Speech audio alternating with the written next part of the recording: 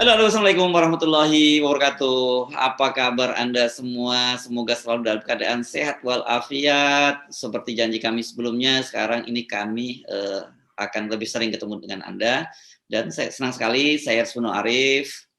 Dan saya Gibeta, senang sekali menjumpai Anda. Ini jadi kitanya akan stripping gitu ya Mas Hersu, tiap hari dari Senin sampai Jumat. Ya, insya Allah. Mudah-mudahan kita selalu diberi kesehatan ya. Mohon doanya ya. Amin. Kita ketemu dari Senin sampai Jumat untuk membahas berbagai persoalan yang kita sebut sebagai membaca balik berita ya. Program Off the Record Forum News Network. Gitu. Ya, apa saja nih Mas Hersu untuk kali ini isu yang terhangat nih? Ya, saya kira ternyata kita masih ada yang lolos ya Mbak, yang saya sebut lost in translation part 2 gitu ya.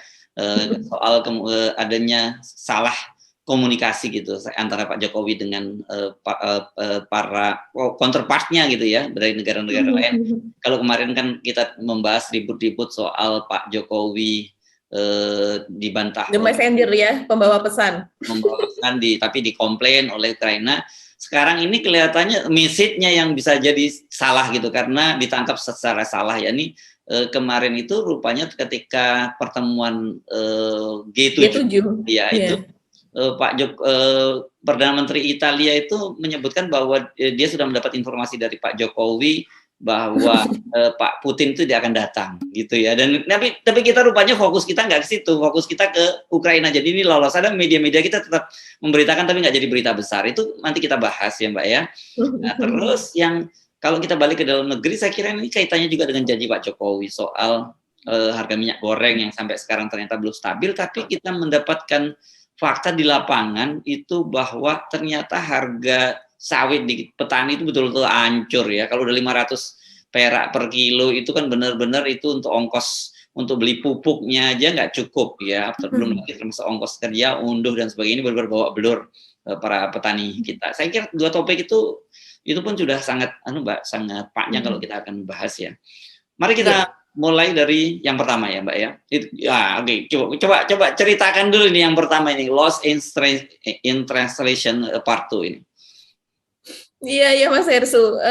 Sebenarnya ini terjadi ketika pertemuan G7 kemarin ya. Jadi sesudah pertemuan G7 itu Perdana Menteri Italia yaitu Mario Draghi itu diwawancara dan kemudian dia mengatakan bahwa Presiden Joko Widodo yaitu presidensi G20 itu excluded Perdana Menteri Rusia yaitu Putin, yang bisa diartikan adalah mengesampingkan gitu ya.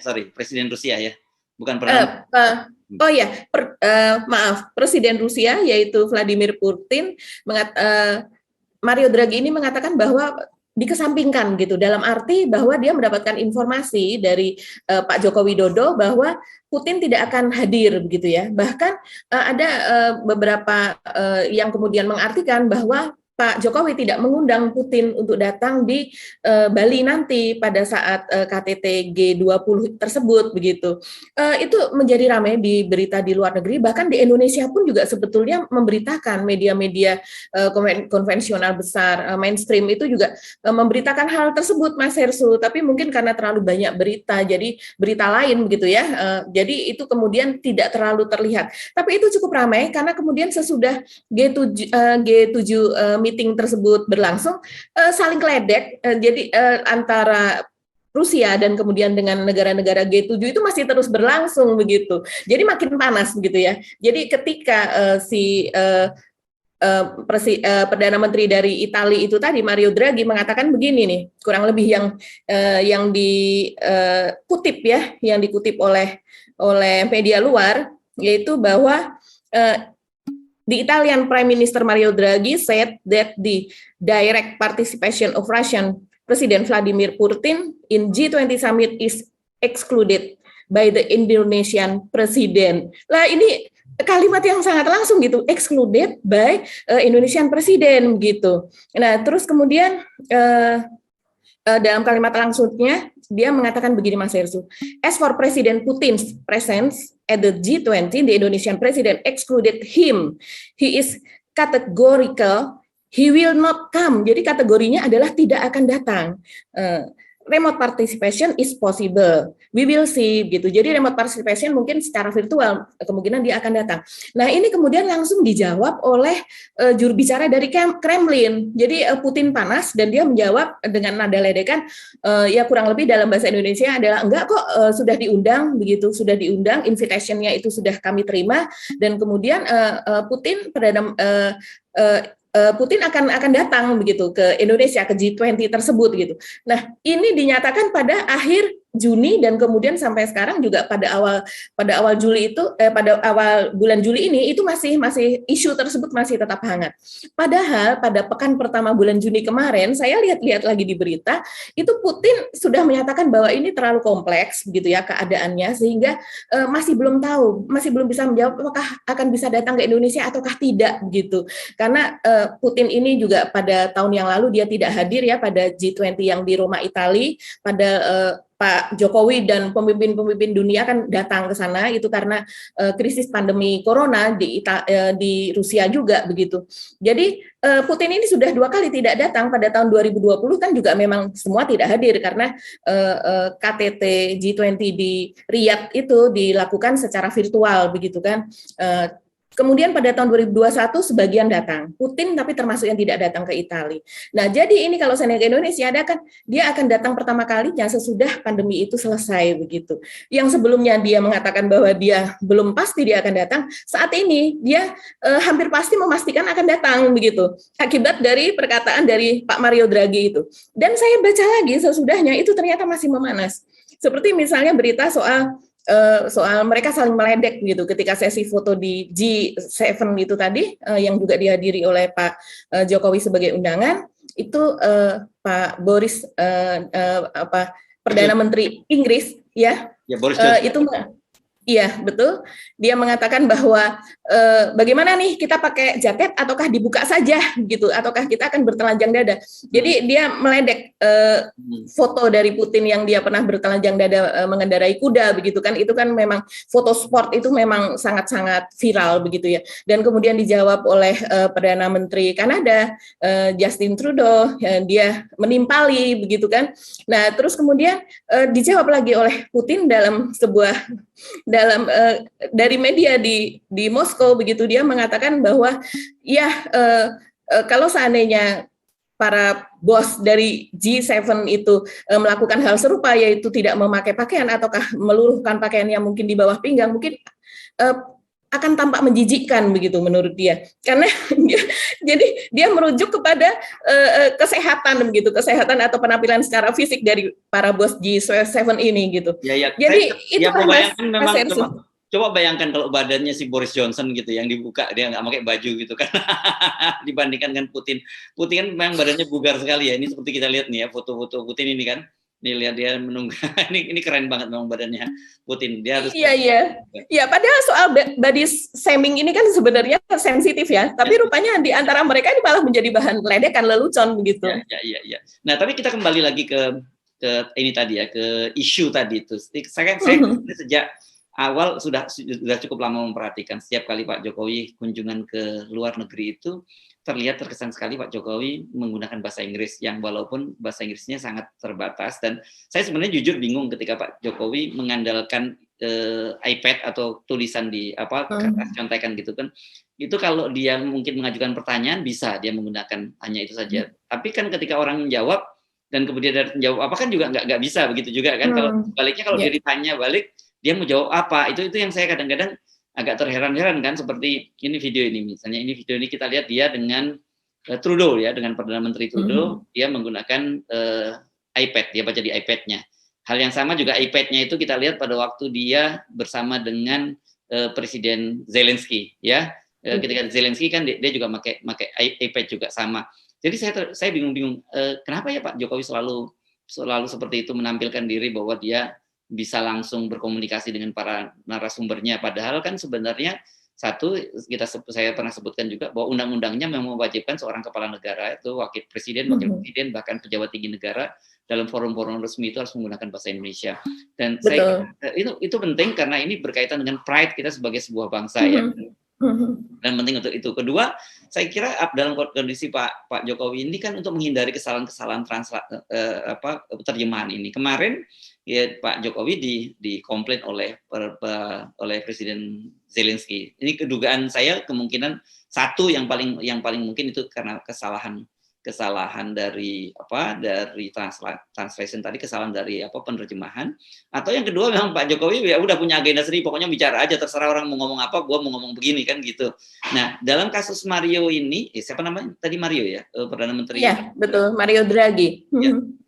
Kalau kita lihat kemungkinan ini, nah kalau ada kesalahan juga pengucapan dari Pak Jokowi kemudian salah tanggapin, kenapa juga nggak ada komplain dari pemerintah Indonesia kan gitu ya. Kalau lihat backgroundnya gimana, kelihatannya cukup bagus ya. Kalau Mario Draghi ini, Mario ini yang latar belakang dianya, siapa dia nih sebelum jadi Perdana Menteri? Oh ya, Perdana Menteri Mario Draghi dari Italia ini sebelum dia terpilih menjadi Perdana Menteri, dia adalah kepala bank sentral di Uni Eropa begitu. Jadi bukan kepala bank sentral di Italia sendiri, di negaranya sendiri, tapi di Uni Eropa. Jadi kompetensinya sangat tinggi ya Mas Yersu, dan tentunya dia juga fasih dalam berbahasa Inggris begitu, karena kan di bawahnya ada banyak negara di Uni Eropa tersebut, dan dia juga adalah seorang profesor di akademisi, dia juga seorang ekonom gitu. Wawancaranya juga cukup banyak, dia wawancara dalam bahasa Inggris gitu. Tapi saya rasa sih dugaan kita mungkin sama ya Mas Irsu, itu mungkin mereka berbicara dan kemudian dia salah menerjemahkan atau apa begitu, karena spell itu tadi, karena spell dalam bahasa Inggrisnya mungkin atau grammar atau urutan kalimat yang berbeda sehingga menerjemahkan dengan berbeda. Tapi itu kemudian ditangkap karena seharusnya ya, mungkin dari pihak Pak Jokowi sendiri kalau menurut saya harusnya sensitif, karena bagi kita sudah tahu ini sebelum kejadian ini antara Putin dengan negara-negara Barat atau blok NATO ini kan memang luar biasa saling melempar ledekan gitu, saling menjatuhkannya begitu, dengan gimmick-gimmick, kemudian dengan metafor-metafor. Jadi apakah betul Pak Jokowi selugu itu sehingga mengatakan bahwa he will not come atau apa gitu, karena seperti merujuk pada itu kan kategorinya adalah tidak akan datang gitu. He will attend gitu ya. He will attend, he will not attend. Itu kan dua hal yang berbeda juga jadinya. Beda. Kan? Ya. Betul. Nah, di dalam media berbahasa Inggris tadi kan kategorinya itu bahwa dia tidak akan coming gitu, tidak akan datang, tidak akan come gitu. Nah, ini artinya mungkin Pak Jokowi mungkin mengatakannya dengan selugu itu dan tidak akan menyangka bahwa itu kemudian akan dibocorkan. Bisa jadi juga Pak Jokowi juga itu hanya sekedar friend to friend gitu ya, pembicaraan yang ini hanya sekedar mereka berdua begitu ya, yang curhat lah kira-kira gitu ya, curhat. Iya, curhat atau memberikan insight. Ya, kira-kira ini kelihatannya nggak bakal datang nih Putin ini, dan kami udah bersiap lah. Mungkin seperti itu, jangan-jangan. Ya, kalau kita sebagai media kita kan bisa melis berbagai kemungkinan ini apa yang terjadi, dan itu memang jadi kewajiban kita begitu ya untuk selalu curious begitu kan. Bisa jadi kejadiannya seperti itu Mas Hersu. Jadi ini hanya sekedar inside information gitu misalnya, tapi kemudian ini di blow up gitu atau dikeluarkan secara telanjang gitu ya, dan kemudian ya tentu saja kalau di berita-berita ini Putin menjadi panas begitu, bahkan itu dijadikan judul. Jadi presiden jadi ini panas, dan kemudian dia menjawab dengan seperti itu, yang sebelumnya pada awal Juni dia mengatakan 50-50 lah gitu. Duta besar dari Rusia di Jakarta pun juga mengatakan demikian. Jadi tidak ada kepastian gitu karena terlalu kompleks saat ini situasinya. Tapi ternyata sekarang Putin malah jadi pengen datang nih gara-gara itu. Nah, tapi balik lagi sebentar ya sebelum soal Putin datang ya, karena ini peristiwa flashback. Kan kita harusnya Pak Jokowi juga paham bahwa sebenarnya ini sedang terjadi perang dingin juga, itu perang cyber itu antara blok Barat dengan Putin kan, berkaitan serangan Putin ke Ukraina itu, dan kemudian saya menyebutnya Ukraina kan jadi pionnya NATO di situ kan, gitu ya. Jadi dan tentu saja begitu ada kabar dari Pak Jokowi gitu yang ternyata kemudian salah pun langsung disambar saja itu sebagai amunisi untuk nyerang Rusia, karena kan sebelumnya negara-negara Barat memang berkeinginan agar tidak diundang Putin, dan mereka seperti Amerika misalnya udah ngancam akan memboikot kalau sampai kemudian Putin hadir di Bali kan gitu. Sementara Indonesia berkepentingan untuk agar sukses dan semua anggota G20 itu hadir di Bali kan gitu. Ukurannya kan begitu, ukurannya suksesnya dan salah satunya makanya kemudian Jokowi mengundang Ukraina untuk hadir kan. Ukraina ini bukan tadi ini termasuk negara miskin walaupun Eropa Timur dia termasuk negara miskin kan. Jadi dia tidak diundang di dalam itu, tapi karena ingin mengajuk hati dari negara-negara G7 terutama kan gitu ya, blok G7 itu akhirnya dia memutuskan mengundang walaupun Pak Zelensky sendiri kelihatannya ragu-ragu untuk datang. Nah, sekarang balik, ternyata saya baru membaca misalnya berita dari pernyataan dari Yuri Ishorov kalau nggak salah namanya ini ya, juru bicaranya Pak Putin. Saya bacanya di Politico nih. Di Politico dia menyatakan bahwa kemungkinan kata dia mempertimbangkan untuk hadir, tapi apakah hadir itu secara langsung atau dengan video? Dia maksudnya gitu. Saya menduga ini dengan virtual. Nah, maksudnya ya, tapi dia dalam bahasa dia di situ dalam bahasa Inggrisnya disebutkan dengan video gitu. Jadi, nah ini memang jadi pertarungan yang menarik buat Pak Jokowi karena sebenarnya kalau kita mau ngomong jujur, misi Pak Jokowi hadir ke Rusia dan Ukraina dan Rusia itu sebenarnya cuma dua kan tujuannya. Satu, memastikan bahwa Putin itu hadir di G20 karena dan kedua itu soal membuka blokade bahan pangan khususnya sembako khususnya gandum gitu ya. Dan ketika di G27 sebenarnya Pak Jokowi itu juga relatif berhasil karena beberapa negara barat sudah menyatakan tidak akan memboikot kan. Johnson juga menyatakan begitu kan. Johnson dia menyatakan bahwa dia tetap akan hadir walaupun Putin hadir gitu. Jadi dia udah nggak ada persoalan buat dia Putin hadir atau tidak hadir, dia tetap hadir walaupun dia menyatakan dia akan asa kagum gitu ya kalau dia merasa amazed gitu kata dia kalau sampai Putin itu hadir gitu. Johnson kan ngomong begitu. Terus Perdana Menteri Kanada juga mengatakan demikian Mas Yesu, walaupun Putin datang dia akan datang. Nah, terus Perdana Menteri Australia ini kan proksi Amerika semua dan dia menjadi tetangga terdekat dari kita semua menyatakan akan hadir. Jadi sebenarnya dalam hal ini relatif Pak Jokowi berhasil dalam soal meyakinkan negara G7 itu. Nah, tapi yang begini-begini ini saya kira ini berbahaya ke depan. Harus kalau sampai terjadi loss in translation ini karena ini bisa perang dunia loh gara-gara kesalahan menerjemahkan ini kalau yang sangat serius kan karena ada kesalahpahaman itu. Nah, ini yang saya kira penting kita memberikan masukan ya dalam hal ini mestinya janganlah Pak Jokowi itu dibiarkan seperti itu gitu ya, mestinya nggak mengurangi nggak mengurangi kehormatan Pak Jokowi kalau kemudian bicara dan didampingi penerjemah. Biasa aja kok, Putin aja selalu didampingi oleh penerjemah kan gitu ya. Betul. Padahal Putin itu bahasa asingnya saya baca dia bisa 4 bahasa asing minimal. Dia bisa banyak bahasa, betul. Banyak bahasa, tapi dia tetap menggunakan bahasa asing dan dalam banyak kasus dia menggunakan perantara penerjemah ini untuk juga mengganggu mengganggu tamu-tamunya. Saya teringat ketika dia misalnya hadirnya dengan Trump ya, waktu Trump dari Presiden Trump dari Amerika gitu. Dia sengaja membawa nanti beritanya bisa ada banyak beritanya itu. Dia sengaja menyiapkan seorang translator yang cantik gitu, yang jadi akan mengganggu konsentrasi dari Trump. Jadi ini sebenarnya kayak begini-begini ini menarik untuk dipelajari cara Putin berkomunikasi. Putin dia bisa berbahasa Inggris seperti saya juga pernah ceritakan. Dia pernah ketika ketemu dengan Angela Merkel pada waktu itu, dia menggunakan bahasa Jerman. Padahal kan karena dia memang pernah jadi mata-mata di Jerman Timur gitu. Sebaliknya Angela Merkel ini juga bisa berbahasa Rusia karena dia kan berasal dari Eropa Timur kan gitu. Dan pernah dalam satu kesempatan juga di Austria ketika menghadiri kan beliau ini kalau nggak salah Federasi Judo gitu ya, dia jabatannya di Federasi Judo Dunia. Putin itu pernah hadir di situ dan menggunakan bahasa Inggris dengan baik dalam sebuah forum. Iya. Tapi tetap saja ketika itu dalam acara-acara non formal. Ketika acara formal dia tetap menggunakan bahasa Rusia dan disampingi oleh penerjemah. Karena menurut saya pentingnya penerjemah itu satu mengontrol kemungkinan terjadi kesalahan gitu ya. Kalau katakanlah seorang presidennya memiliki kesalahan kan biasanya seorang translator yang pintar yang sudah selama mendampingi pokoknya itu dia bisa men-switch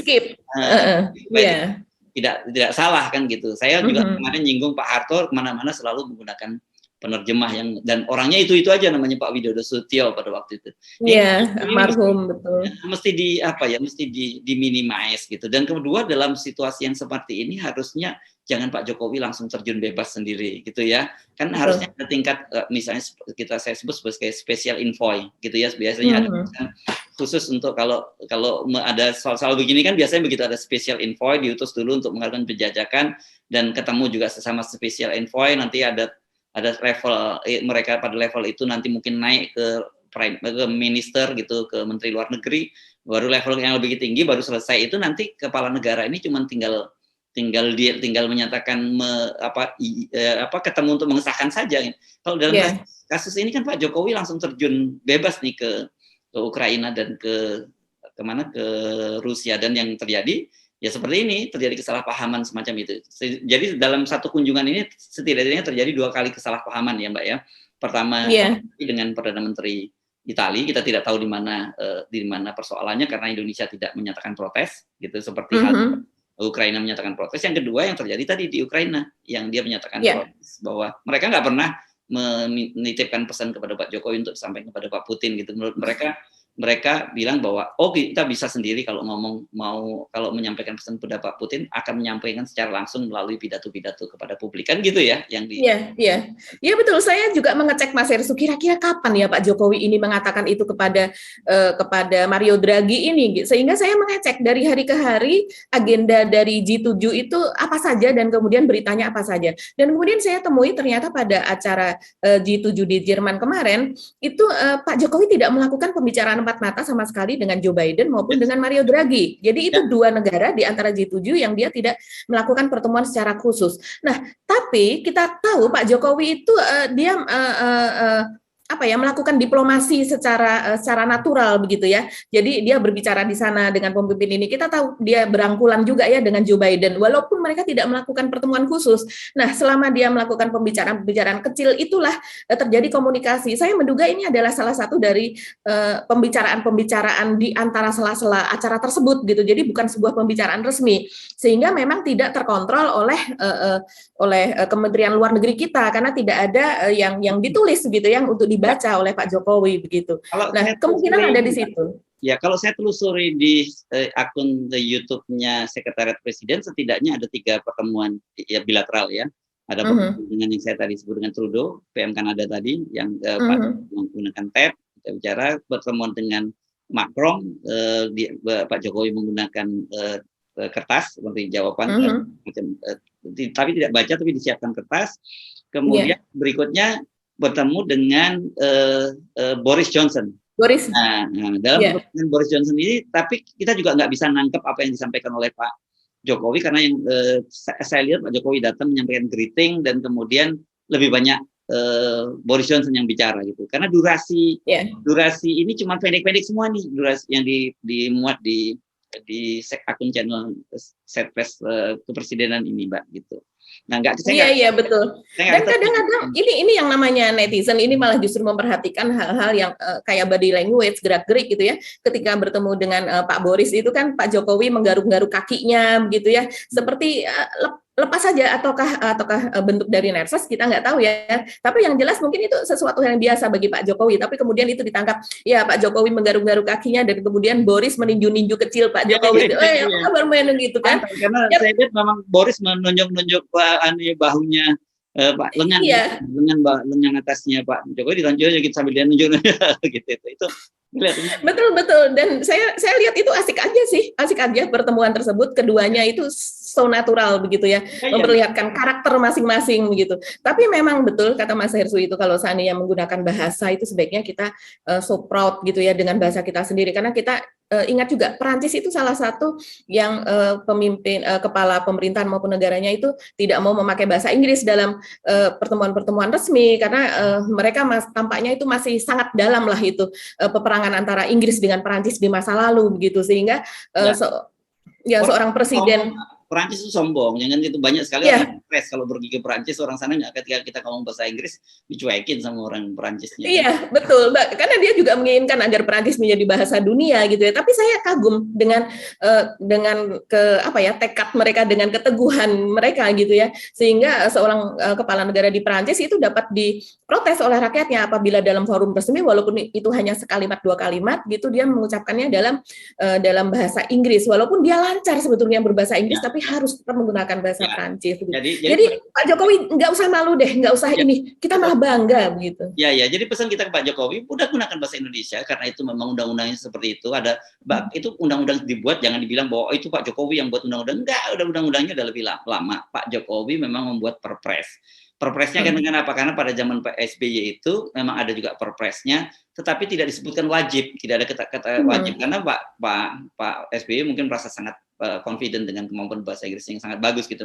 Tapi pada masa Pak Jokowi kemudian dibuat lagi bahwa harus wajib menggunakan itu, dan saya kira nggak ada yang salah dengan apa yang dilakukan. Bukan kemudian ada yang nganggap wah ini gara-gara Pak Jokowi nggak bisa bahasa Inggris. Enggak, memang undang-undangnya seperti itu gitu. Kita mesti mulai fair ya.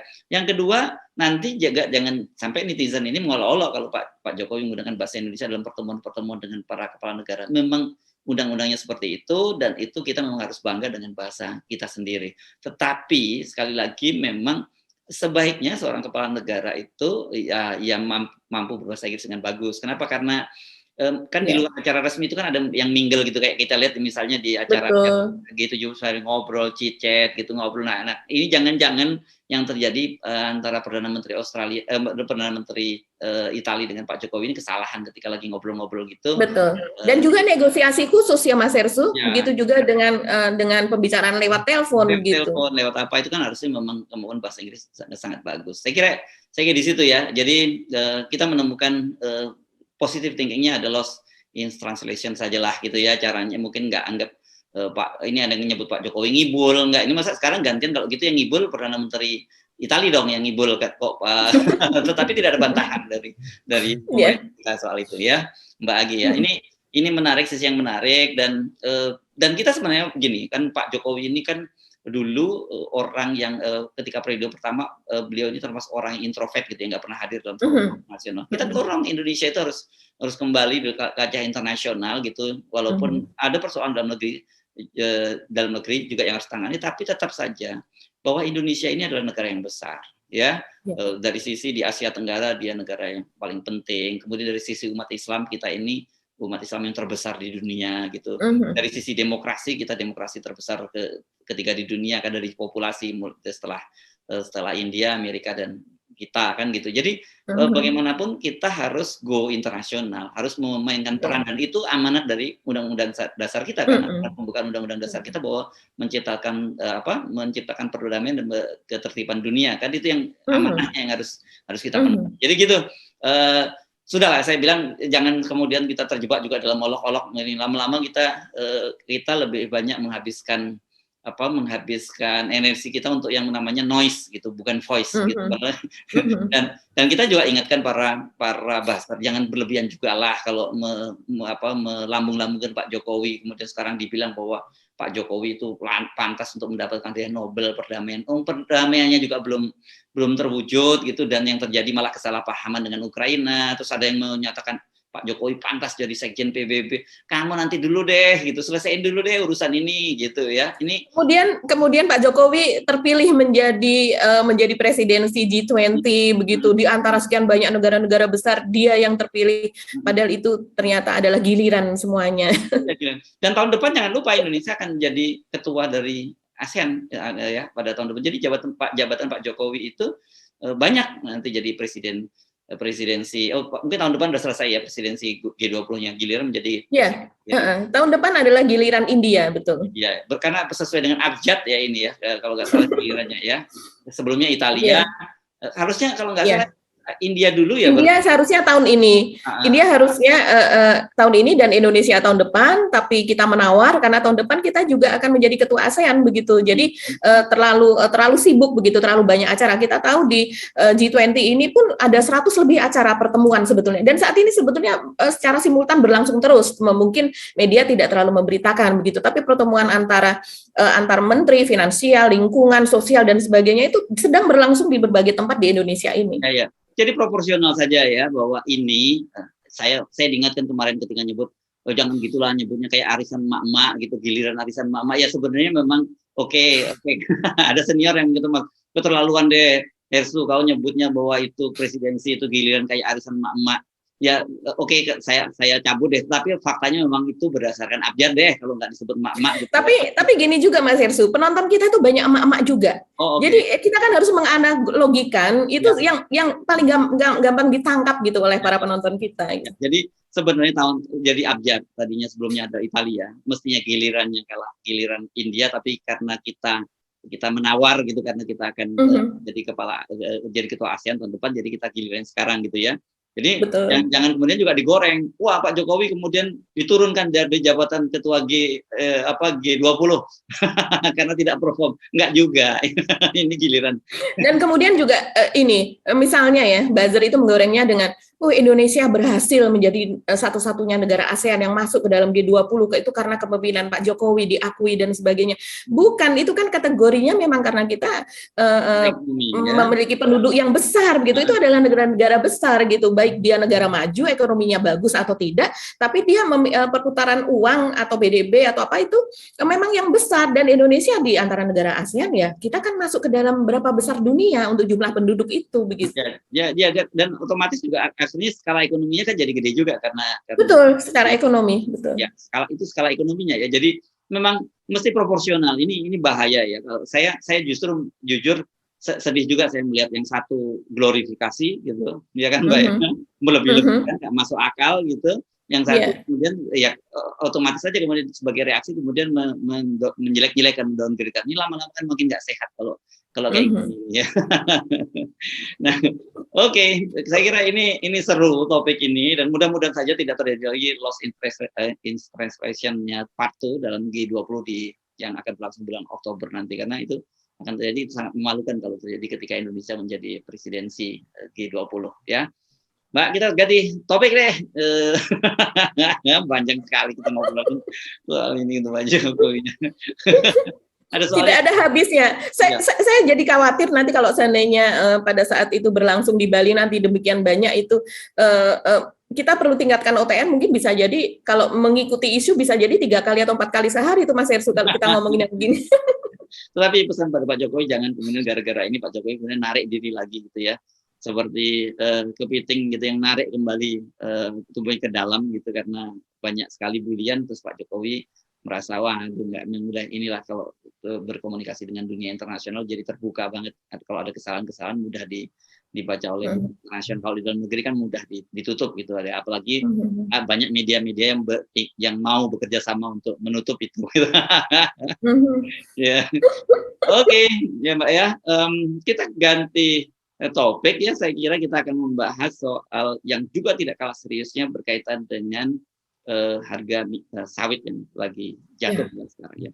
Ya, kayaknya berita hari ini maupun berita dari sejak sebulan yang lalu ya Mas Hersu itu mengenai anjloknya harga tandan buah segar dari kelapa sawit itu tampaknya masih terus saja berlangsung, belum ada penyelesaian. Bahkan beberapa pekan terakhir ini penjualan ke Malaysia, yaitu penjualan lewat darat begitu Mas Hersu, dan itu tentunya juga ilegal, itu terpaksa harus dilakukan oleh para petani kita, petani kelapa sawit yang tidak terafiliasi dengan pabrik-pabrik kelapa sawit yang dimiliki oleh perusahaan-perusahaan besar. Kalau petani yang terafiliasi atau menjadi plasma itu relatif aman ya, mereka bisa langsung menjual dan kemudian dengan harga yang masih walaupun tidak setinggi dulu tapi masih relatif aman. Tapi kalau saat ini itu yang dikeluhkan banyak sekali di sosial media Mas Hersu, mereka mengeluh secara spontan gitu ya, dan kemudian bikin kita miris juga gitu melihatnya gitu, bahwa kelapa sawit itu anjlok bahkan ada di harga 400-500 per kilogram.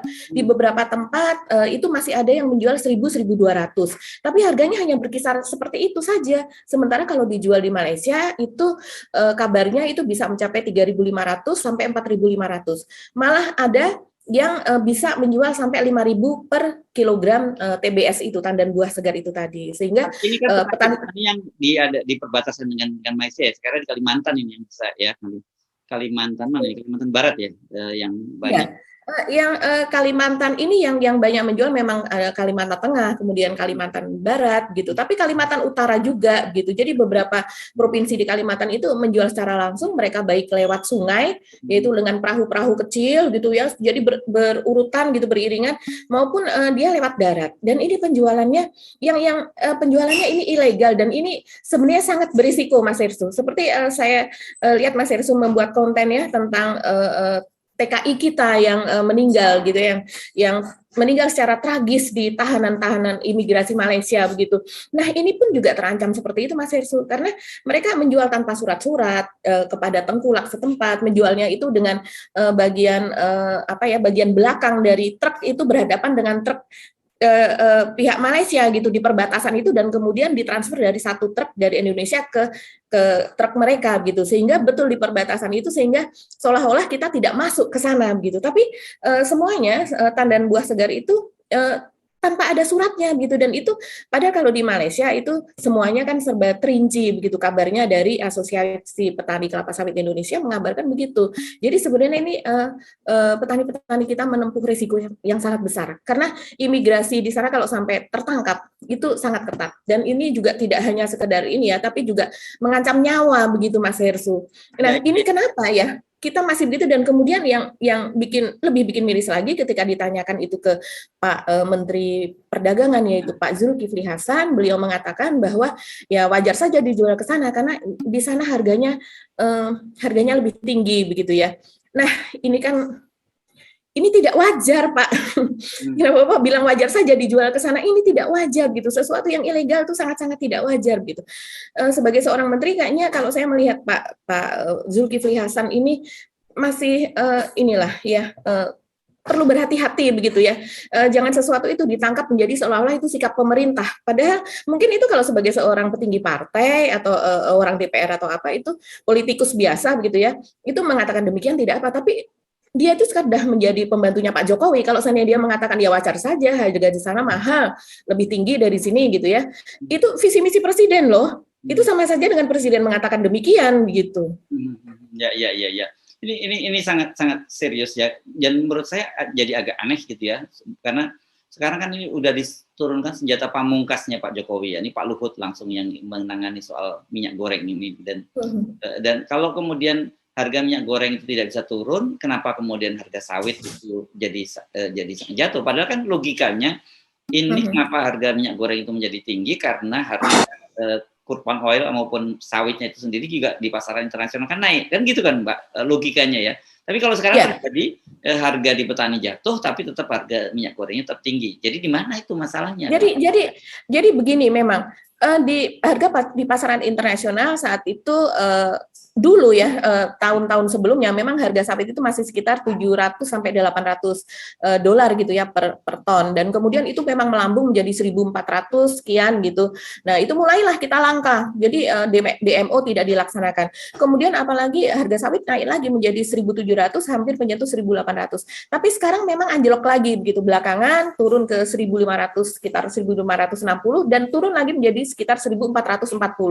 Tapi itu tidak anjlok-anjlok amat karena tidak di bawah 1.000 dolar begitu kan, masih harga tertinggi ketika kita mulai terjadi kelangkaan CPO begitu. Nah, sekarang ini kenapa harga di internasional itu agak terkoreksi, memang koreksinya di atas 20% gitu kalau menurut para pengusaha sawit ya. Itu karena Amerika sudah berkomitmen untuk menggelontorkan minyak kedelai gitu. Karena sawit ini kan kompetisi di dunia internasional, perdagangannya itu kompetisi sama minyak-minyak nabati, yaitu minyak dari biji bunga matahari, minyak dari kedelai dan sebagainya, dan Amerika ada berapa juta ton yang akan masuk ke pasar dunia. Nah, itu mungkin yang diantisipasi oleh petani sawit kita gitu. Tapi toh kalau Mas Irsu tadi mengatakan demikian, pengelolaan di Malaysia artinya menjadi jauh lebih baik karena dengan situasi seperti itu di Malaysia masih laku tuh TBS-nya, ya kan di atas 3.500 seperti harga kita sebelum anjlok sekarang menjadi 500.000 per kilogram. Itu petani betul-betul sekarang harga pupuk naik. Bahkan ini kan benar-benar jatuh tertimpa tangga. Jadi dengan keadaan seperti itu, harga pupuk naik. Kemarin juga Pak Jokowi berdiplomasi ke Putin karena itu supaya bahan untuk pupuk itu supaya bisa diekspor juga kemari begitu kan. Nah, ini harga pupuk naik, biaya pemeliharaan, biaya transportasi, belum ada pungutan ini dan itu dan kemudian ditolak pula oleh pabrik-pabrik kelapa sawit begitu. Nah, ini katanya Pak Luhut akan mengadakan pertemuan ya untuk memanggil semua perusahaan pengolah sawit begitu, tapi kita masih belum tahu sampai saat ini masih belum kedengaran kelanjutannya. Ya, ini memang bingung saya juga negara ini ngatur harga minyak goreng dan sawit aja kok nggak berdaya gitu ya. Itu yang jadi pertanyaan kita lebih besar. Jadi oke lah sekarang fokus dulu urus masalah-masalah dalam negeri, jangan mimpi yang lain-lain tadi ya. Itu dia.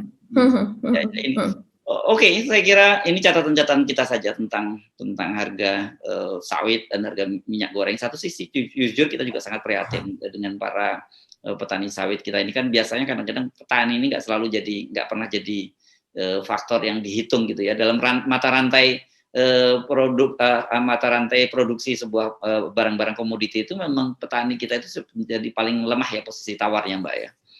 Iya betul. Padahal kalau kita ketahui bahwa jumlah dari petani sawit ini ada sekitar 17 juta. 17. Dari 17 juta tersebut, kalau seandainya dari asosiasi itu petani sawit, kalau dihitung beserta dengan anak dan istrinya, itu ada sekitar 40 juta, begitu Mas Herstul. Nyawa yang tergantung dari bisnis sawit ini. Dan saat ini mereka harus membayar utang di bank, begitu juga kepada rentenir, karena mereka ada akses kepada bank, mereka pun juga kebanyakan yang ada di pedalaman itu kecil aksesnya, begitu. Lebih banyak kepada bank-bank pribadi, begitu ya semacam rentenir yang bunganya tinggi. Nah, inilah yang dikhawatirkan dan apalagi akses mereka terhadap pupuk menjadi kecil sekali, nggak terbeli itu pupuk karena habis untuk biaya sehari-hari. Nah, padahal seperti kita tahu sawit itu adalah tumbuhan yang sangat rakus dengan pupuk, dia memakan banyak air sehingga banyak diprotes oleh negara-negara Eropa dan nah itu tidak akan terbeli pupuk untuk tahun depan. Jadi kalau seharusnya dipupuknya kan dari sekarang, kemudian dia menjadi berbuah dan sebagainya. Nah kalau seandainya pupuk tidak terbeli, artinya mereka tidak akan panen tahun depan atau panen pun akan kecil sekali. Dari mana mereka akan bisa membiayai? Jadi ini akan menjadi sebuah rantai kemiskinan gitu. Jadi kita bukannya akan meraih kesejahteraan, tapi malah makin miskin. Di rantai itu kita akan ada posisi di bawah begitu. Kita sulit untuk naik lagi begitu, Mas Herstul. Ya. Baik, kita simpati kita untuk para petani sawit ya. Kita jangan dipersoalkan dulu lah bahwa isu-isu bahwa sawit ini merusak lingkungan, yes itu kita sadar, tapi juga ada persoalan kemanusiaan di situ karena para petani ini kan mereka menggantungkan hidupnya, petani sawit dan kemudian menggantungkan hidupnya pada komoditi sawit ini. Jadi inilah saya kira kemudian kita bertanya apakah pemerintah hadir dalam situasi semacam ini. Itu yang selalu menjadi pertanyaan. Kok seolah-olah petani kita dibiarkan sendirian menghadapi persoalan-persoalan itu, bahkan ada yang terpaksa menyambung resiko atau nyawanya dengan menjual barang-barangnya ke Malaysia ya. Dan itu seperti Anda sampaikan tadi, serem sih memang Malaysia ini cukup keras hukum di sana, apalagi untuk orang Indonesia gitu. Oke Mbak. Iya, maaf Mas Herstul, yang Mas Herstul diskusikan atau kontenkan pada waktu itu, saya kemudian menelusuri itu memang ngeri sekali ya Mas Herstul. Kalau kita sudah masuk ke penjara mereka, kenapa itu bisa ini? Karena sehari bisa hanya tidur 2 jam karena mereka memang betul-betul tidak tidur karena mereka harus menggaruk-garuk, mereka terkena penyakit kulit, bahkan mereka jatah untuk ke toilet begitu mereka bisa buang air itu adalah antara 2 minggu sampai 3 minggu. Jadi mereka harus menahan selama 2 minggu sampai 3 minggu itu untuk tidak buang air. Bagaimana sebuah sistem tubuh kita tidak terganggu metabolismenya dan kemudian bisa mati begitu saja pelan-pelan ya. Kalau seandainya keadaan seperti itu dan itu dihadapi loh Pak, tolong deh yang ada di atas begitu ya, tolong ini dilihat karena ini betul-betul petani kita kasihan sekali. saya melihat itu miris sekali karena dari para menteri itu masih ada yang kemudian dia ngonten di Burj Khalifa gitu ya, di gedung tertinggi di dunia, kemudian dia makan dengan enak, sementara di dalam negeri yang terjadi seperti ini gitu. Juga Pak Jokowi ingin menaikkan namanya sebagai juru damai dunia, padahal di dalam negeri seperti ini begitu. Jadi kita empati lah, yuk kita empati rame-rame. Ya, oke, Mbak Agi, kita mesti ngakhiri perbincangan kita. Jangan lupa kita akan ketemu lagi, insya Allah sampai besok. Terima kasih terus atas support, saran-saran, dan yang paling penting doa dari Anda semua. Doa kami juga untuk Anda semua, semoga kita selalu sehat walafiat, tetap semangat. Dan kita akan menghadapi hari-hari yang memang sangat berat karena kalau kita lihat geopolitik global itu krisis terjadi di mana-mana ya. Tapi kemudian bukan di Amerika terjadi juga invasi yang sangat tinggi, tapi kemudian bukan justifikasi dari pemerintah bahwa jangan terlalu banyak ngeluh. Negara kita ini udah lebih bagus karena negara lain lebih susah. Bukan nggak begitu standarnya ya. Tugas Anda semua itu di pemerintahan yang memang harus mensejahterakan rakyatnya. Oke, saya Hersi Arif. Dan saya Agi Beta, terima kasih atas perhatian Anda. Sampai jumpa, tetap salam 0%. Wassalamualaikum warahmatullahi wabarakatuh.